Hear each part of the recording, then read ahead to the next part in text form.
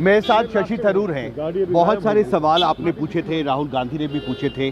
क्या उन सवालों के जवाब आपको प्रधानमंत्री के भाषण में बिल्कुल नहीं मिला। यही हमारा शिकायत है कि हम कहते थे कि जो भी नेता प्रतिपक्ष और सारे विपक्ष के दल के जो बोले हैं इस चर्चा में, जो भी आरोप उन्होंने लगाए, जो भी प्रश्न उन्होंने पूछा, उनका कोई जवाब नहीं मिला।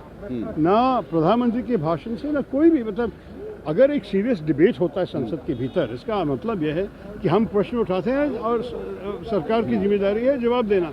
ये तो हम नहीं सुना।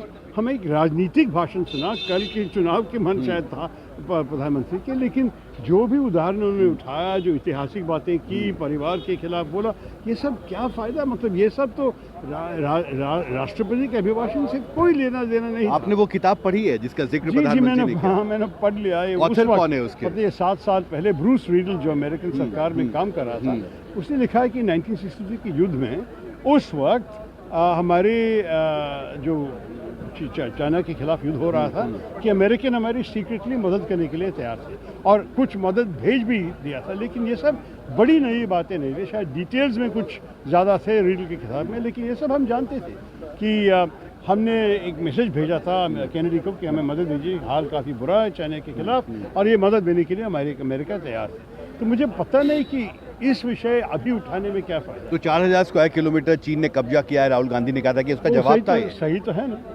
बात यह है कि हमारी जो चिंता है, जो हमारी भूमि चिंता, और प्रधानमंत्री ने कहा था कि चीन नहीं घुस गया था, इसी विषय के ऊपर ये टिप्पणी की। हमसे बात करने के लिए शुक्रिया। संसद भवन से हिमांशु शेखर।